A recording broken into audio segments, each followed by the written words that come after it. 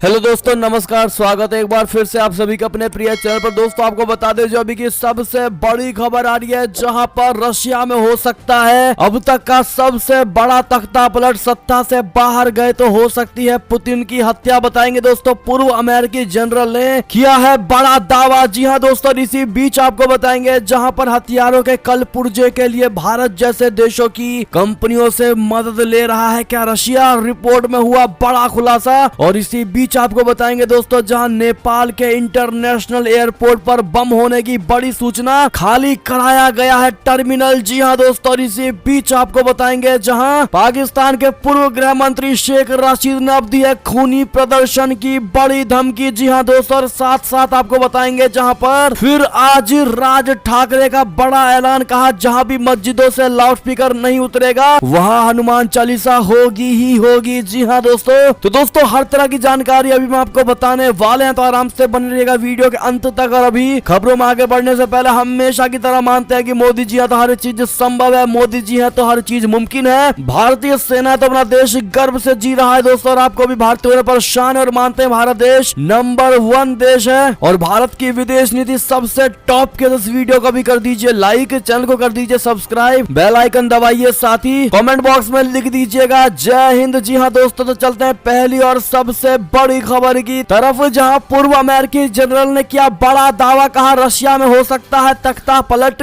सत्ता से बाहर गए तो हो सकती है पुतिन की हत्या। बहुत बड़ी खबर दोस्तों, रूस और यूक्रेन के युद्ध को 70 दिन से भी ज्यादा हो चुके हैं, लेकिन युद्ध अभी भी किसी अंजाम पर नहीं पहुंचा है। रूसी राष्ट्रपति व्लादिमीर पुतिन पूरी तरह जीतना चाहते हैं। इसी बीच ये दावे भी हो रहे हैं दोस्तों कि रूस में सैन्य तख्ता पलट, बोले तो मिलिट्री कूप की संभावना है, जिसमें पुतिन की हत्या हो सकती है। दोस्तों पूर्व अमेरिकी जनरल जैक केन का कहना है कि पुतिन ने युद्ध को जिस कमजोर तरीके से संभाला है, उससे रूसी सेना के वरिष्ठ अधिकारी और सिक्योरिटी सर्विस से जुड़े लोग निराश हैं। जिस तरह से पुतिन ने युद्ध को संभाला है, उससे रूसी विदेश खुफिया सेवा के प्रमुख सर्गेई नारिश्किन भी नाखुश हैं। हालांकि जनरल जैक केन कहते हैं कि सत्ता में रहने के लिए पुतिन कुछ भी कर सकते हैं। हमें सच्चाई स्वीकार करनी चाहिए कि पुतिन कहीं नहीं जाने वाले। पुतिन को पता है कि अगर कोई और सत्ता में आया तो वो जिंदा नहीं रहेंगे। फॉक्स न्यूज के साथ बातचीत में उन्होंने कहा कि पुतिन का लक्ष्य हर हाल में सत्ता में रहना है, वो सत्ता के लिए कुछ भी करने को तैयार है। उन्होंने आगे कहा कि पुतिन इस बात को जानते हैं कि अगर उनकी जगह कोई और आया तो उनका अंत निश्चित है। जी हाँ दोस्तों, जानकारी के मुताबिक रशिया में शक्तिशाली पॉलिटिकल और सैन्य धड़ा कीव से सेना के पीछे हटने और डोनबास पर नियंत्रण रखने को एक गंभीर त्रुटि मानते हुए पुतिन को जिम्मेदार ठहरा रहे हैं। जी हाँ दोस्तों,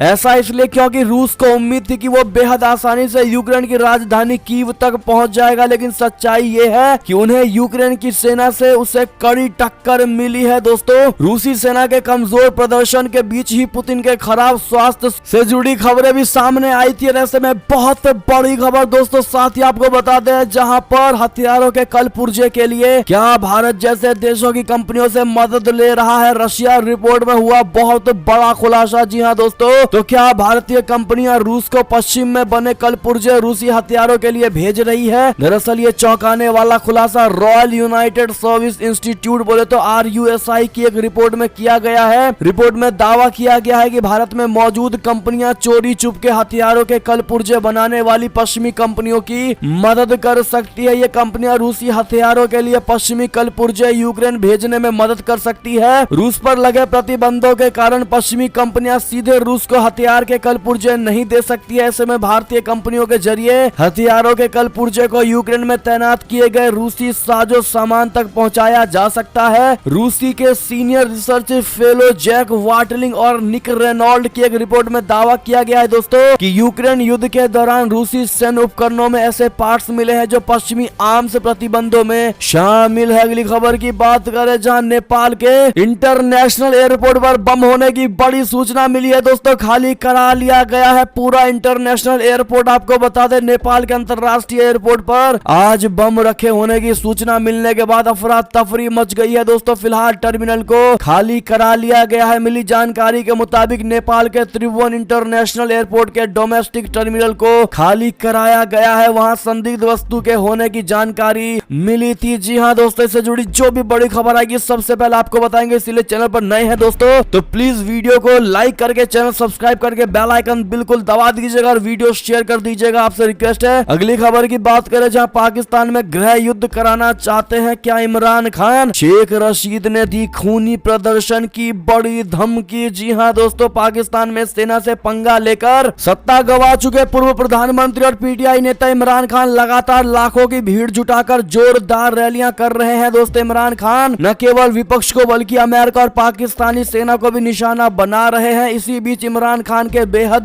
करीबी और पूर्व गृह मंत्री शेख रशीद ने खूनी प्रदर्शन की चेतावनी देकर पाकिस्तान में बेहद खराब होते हालात की ओर इशारा कर दिया है। जी हां दोस्तों, शेख रशीद ने आशंका जताई है कि इमरान खान का आगामी लॉन्ग मार्च खूनी हो सकता है। उन्होंने चेतावनी दी है कि इससे देश में हालात और ज्यादा खराब हो जाएंगे। पूर्व पाकिस्तानी गृह मंत्री का ये बयान ऐसे समय पर आया है दोस्तों, जब एक दिन पहले ही उन्होंने दावा किया था कि नवाज शरीफ की पार्टी के नेता मेरी हत्या करने की साजिश रच रहे हैं। उन्होंने कहा कि पाकिस्तान में शांति नहीं हो सकती है क्योंकि एक ड्रग्स के डीलर को गृह मंत्री बनाया गया है। जी हां दोस्तों, शेख रशीद ने कहा कि ये लोग हालात को दूसरी ओर लेकर जाना चाहते हैं, लेकिन हम प्रार्थना करते हैं कि देश में शांति बने रहेगी। उन्होंने कहा कि सड़कों पर लड़ाई शुरू हो गई है, इसके लिए वर्तमान गृह मंत्री राणा सनाउल्लाह जिम्मेदार है। रशीद ने कहा कि वो इमरान खान के साथ लॉन्ग मार्च में मौजूद रहेंगे। उन्होंने दावा किया है कि देश के हालात खराब हैं और इसे 31 मई तक सुलझा लिया जाना चाहिए। साथ ही 90 दिनों के अंदर चुनाव के लिए तारीख को अंतिम रूप दे दिया जाए। बहुत बड़ी खबर दोस्तों पाकिस्तान से। पाकिस्तान का हाल दोस्तों हमेशा से खराब रहा है, लेकिन अब कुछ और ज्यादा बिगड़ गया है दोस्तों।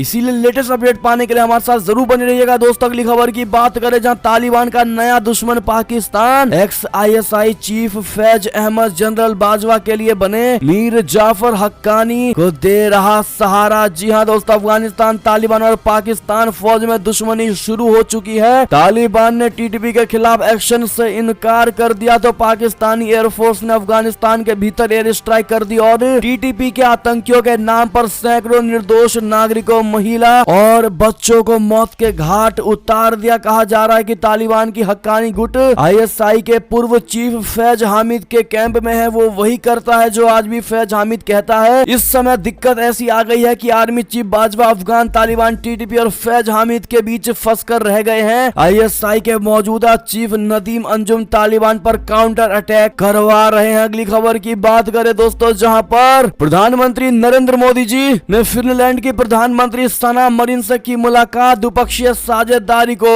मजबूत करने पर हुई चर्चा। जी हां दोस्तों, प्रधानमंत्री नरेंद्र मोदी जी और सना मरीन ने कोपेनहेगन में मुलाकात की। भारत और फिनलैंड के बीच विकासात्मक साझेदारी को तेजी से बढ़ रही है दोस्तों। इस दौरान दोनों नेताओं ने व्यापार, निवेश, प्रौद्योगिकी और ऐसे अन्य क्षेत्रों में इस साझेदारी को और मजबूत करने के तरीकों पर चर्चाएं की हैं। जी हां दोस्तों, प्रधानमंत्री नरेंद्र मोदी ने डेनमार्क की राजधानी कोपेनहेगन में आइसलैंड के PM कैटरीन जैकब्सडॉटिटर के साथ द्विपक्षीय बैठक भी की। इस दौरान दोनों नेताओं ने विशेष रूप से भूतापीय ऊर्जा, नीली अर्थव्यवस्था, आर्कटिक नवीनीकरणीय ऊर्जा, मत्स्य पालन, खाद्य प्रसंस्करण, डिजिटल विश्वविद्यालयों सहित शिक्षा और संस्कृति के क्षेत्रों में आर्थिक सहयोग को और मजबूत करने के तरीकों पर चर्चाएं की। इसके अलावा PM मोदी ने लैंगिक समानता को बढ़ावा देने के लिए PM जैकब्सडॉटिटर के व्यक्तिगत प्रयासों की सराहना की और इन्हें उस संबंध में भारत की प्रगति के बारे में जानकारी दी। भारत EATA व्यापार वार्ता में तेजी लाने पर भी चर्चा हुई दोस्तों। क्षेत्रीय और वैश्विक घटनाक्रम पर भी चर्चाएं हुई है। जी हाँ दोस्तों, बहुत बड़ी खबर आई थी प्रधानमंत्री नरेंद्र मोदी जी के विदेश यात्रा को लेकर दोस्तों। ऐसे में अगर आप भी उनके विदेश यात्रा की गुडनेस की कामना करते हैं दोस्तों, तो all the best Modi ji कहना बिल्कुल मत भूलिएगा। अगली बड़ी खबर की बात करें, जहां भारत के साथ 9 समझौतों पर हुए हस्ताक्षर। PM मोदी ने कहा यूरोपीय यूनियन के साथ मुक्त व्यापार संधि जल्द संभव। जी हाँ दोस्तों, बढ़ते अगली खबर की ओर, जहां भारत रूस को युद्ध खत्म करने के लिए प्रेरित करे। डेनमार्क का बहुत बड़ा बयान दोस्तों प्रधानमंत्री नरेंद्र मोदी जी को कहा गया है। डेनमार्क की प्रधानमंत्री ने प्रधानमंत्री नरेंद्र मोदी जी से यूक्रेन युद्ध को समाप्त करने के लिए रशिया को प्रभावित करने का आग्रह किया है। मोदी अपनी 3 दिवसीय यूरोप यात्रा के दौरान मंगलवार को डेनमार्क पहुंचे। प्रधानमंत्री नरेंद्र मोदी ने मंगलवार को डेनमार्क की प्रधानमंत्री मेटे फ्रेडरिक्सन के साथ व्यापारिक और द्विपक्षीय संबंधों पर बातचीत की। इसके बाद कोपेनहेगन के अमलिनबोर्ग पैलेस में मोदी ने डेनमार्क की महारानी मार्गरेट द्वितीय से मुलाकात की। फ्रेडरिक्सन ने मोदी से यूक्रेन में युद्ध को समाप्त करने के लिए रशिया को प्रभावित करने की कोशिश का भी आग्रह किया। अगली खबर की बात करें दोस्तों, जहां पर चीन को ताइवान की बड़ी धमकी, कहा हमारे और भारत के क्षेत्रों पर ड्रैगन का दावा बिल्कुल बेतुका, कुछ भी किया तो होगा बुरा अंजाम। जी हाँ दोस्तों, भारत की स्थिति अब पूरे दुनिया में यह है कि बड़े से बड़ा देश भी प्रधानमंत्री नरेंद्र मोदी जी के साथ जुड़ना चाहता है। दोस्तों America, France, Germany, Australia, Britain से लेकर हर बड़ा देश भारत संग अपने रिश्तों को मजबूत करना चाहता है। भारत जितनी तेजी से हर एक क्षेत्र में आगे बढ़ रहा है, आने वाले दिनों में कई बड़े देशों का पीछे छोड़ सकता है और इसका अंदाजा दुनिया को हो चुका है। दरअसल पाकिस्तान को जिस तरह भारत ने एयर स्ट्राइक करके जवाब दिया, उससे अंदाजा लगाया जा सकता है दोस्तों कि ये नया भारत है जो छोड़ने वाला नहीं है। थोड़ी बहुत जो कसर बची थी उससे चीन ने पूरा करवा दिया। गलवान वैली में चीन भारत के क्षेत्रों को जब हड़पने की कोशिश की तो यहाँ भारतीय जवानों और चीनी सैनिकों के बीच हिंसक झड़प हो गई। पहले तो चीन ने दावा किया कि उसके बस 4 सैनिक मारे गए हैं, लेकिन बाद में सैटेलाइट तस्वीरों ने चीन की पोल खोलते हुए दुनिया के सामने उजागर कर दिया कि यहाँ चीन के 40 सैनिक मारे गए और भारत के 20 जवान शहीद हुए थे। इसके बाद से ड्रैगन के साथ दुनिया को भी यकीन हो गया कि अब भारत पहले वाला भारत नहीं है, जवाब देना अच्छे से जानता है। अब ताइवान ने कहा कि चीन जो भारत के क्षेत्रों पर अपना दावा कर रहा है वो बेतुका है। जी हाँ दोस्तों, अगली खबर की बात करें, जहां पर राज ठाकरे का फिर से आज नया बयान। दोस्तों कहा जहां भी मस्जिदों से लाउडस्पीकर नहीं उतरेगा वहां हनुमान चालीसा होगी। जी हाँ दोस्तों, महाराष्ट्र में लाउडस्पीकर पर घमासान थमने का नाम ही नहीं ले रहा है। दोस्तों मनसे प्रमुख राज ठाकरे ने एक बार फिर ऐलान कर दिया है कि जहां मस्जिदों से लाउडस्पीकर नहीं उतरेगा वहां हनुमान चालीसा होगा। राज ठाकरे ने कहा यह सामाजिक विषय है, ये धार्मिक नहीं है। अगर वे इसे धार्मिक रंग देते हैं तो हम भी उसी अंदाज में जवाब देंगे। राज ठाकरे ने कहा हम इस मुद्दे पर शांति से बात करना चाहते हैं, लेकिन सरकार इसे नहीं समझ रही है। सरकार हमारे लोगों को गिरफ्तार कर रही है। सरकार को हमारे लोगों को गिरफ्तार करने से क्या मिल जाएगा? राज ठाकरे ने कहा मैं ये नहीं कर रहा हूँ कि अजान मत करिए, मस्जिद में प्रार्थना मत करिए, मेरा विरोध बस इतना है कि लाउडस्पीकर का इस्तेमाल मत कीजिए। राज ठाकरे ने कहा मेरा विरोध साल भर लाउडस्पीकर के इस्तेमाल के खिलाफ है। कैसे मस्जिदों को लाउडस्पीकर के साल भर इस्तेमाल के लिए अनुमति दी जा सकती है? अगली खबर की बात करें दोस्तों, लेकिन अगर आप भी मानते हैं कि राज ठाकरे का कहना बिल्कुल सही है तो कमेंट में लिखकर जरूर बताइएगा। दोस्तों देखते हैं क्या कहती है भारत की जनता। साथ ही अंतिम खबर की बात करें, जहां ललितपुर मामले में योगी सरकार ने की बहुत बड़ी कार्रवाई, 29 पुलिस कर्मियों को किया लाइन हाजिर। जी हाँ दोस्तों, ललितपुर जिले के पाली थाने के सरकारी क्वार्टर में रेप पीड़िता के साथ थाना प्रभारी द्वारा दुष्कर्म किए जाने के बाद सियासत तेज हो गई थी दोस्तों। तो वहीं योगी सरकार ने